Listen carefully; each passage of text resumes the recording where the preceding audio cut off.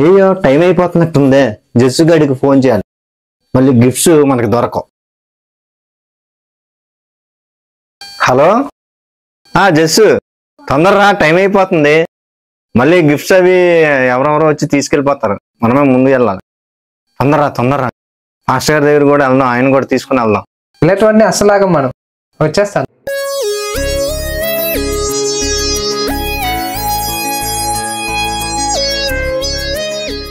Praise lord master గారు, ఏంటి ఎంత ధీమా కూర్చున్నారు?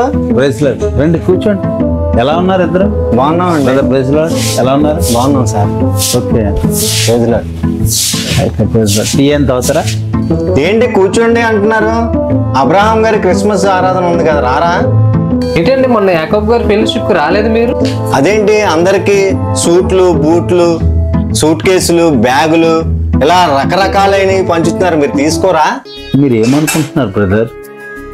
మీరు వాకింగ్ కోసం రమ్మంటున్నారా, గిఫ్ట్ల కోసం రమ్మంటున్నారా నన్ను? అయ్యయ్యో, నేను అలా అనట్లేదు సార్. సంతోషంగా ఇస్తున్నారు కదా, తీసుకోకుండా ఎలా ఉంటాం చెప్పండి. నేను కూడా అదే అంటున్నాను బ్రదర్. మనం ఎప్పుడు తీసుకునేవారిగా ఉందాం, ఇచ్చేవారిగా ఎప్పుడు మారుతాం? అది కూడా మనలో మనమే పంచుకుంటున్నాం. లేని వారికి కదా ఇవ్వాలి. తండ్రి అయిన దేవుడు రక్షణ లేని మన కొరకు తన కుమారుని కానుకగా ఇచ్చారు. అలాగే ప్రభు చీకట్లో ఉన్నవారికి వెలుగునిచ్చాడు, మరణంతో ఉన్నవారికి జీవాన్నిచ్చాడు, స్వస్థత లేని వారికి స్వస్థతనిచ్చాడు, శాంతి లేని వారికి శాంతిని అనుగ్రహించాడు, మనల్ని ఆదరించడానికి నడిపించడానికి తన వాక్యాన్ని ఇచ్చాడు, చివరికి తన ప్రాణాన్ని పెట్టాడయ్యా.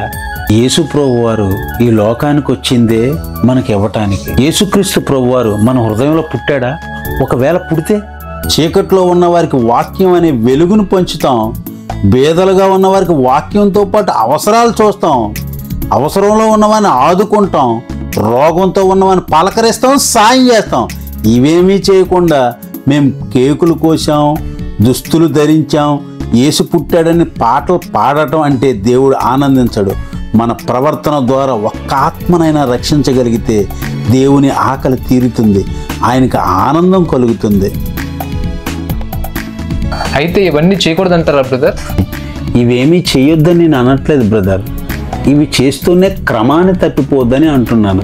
లేకపోతే మనము తీర్పులోనికి వచ్చినప్పుడు అక్రమం చేయవాళ్ళరా నా యొద్ద నుండి తొలగిపోండి అని ఆయన అంటాడు బ్రదర్. మనం చేసే పనులు క్రమంగా ఉన్నాయో లేదో, దేవుణ్ణి సంతోషం పెట్టాయో లేవో మనం ఇక్కడే చూసుకోవాలి బ్రదర్. మీ మనసు బాధ పెట్టుంటే నన్ను క్షమించండి, ఆలోచించండి. బైబిల్లో ఒక మాట చూద్దాం బ్రదర్.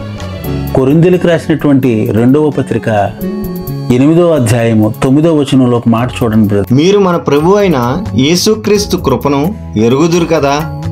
ఆయన ధనవంతుడై ఉండియు మీరు తన దరిద్ర్యము వలన ధనవంతులు కావాలని మీ నిమిత్తము దరిద్రుడాయను. ఇందును గూర్చి నా తాత్పర్యము చెప్పుచున్నాను. సంవత్సరము కిందటనే ఈ కార్యము చేయుటయందే గాక చెయ్య తలపెట్టుటయందు కూడా మొదటి వారే ఉండిన మీకు మేలు. చూశారా బ్రదర్, వాక్యం ఎంత తేటగా చెబుతుందో. మనల్ని ధనవంతులు చేయడానికి ఆయన దరిద్రుడైపోయాడు.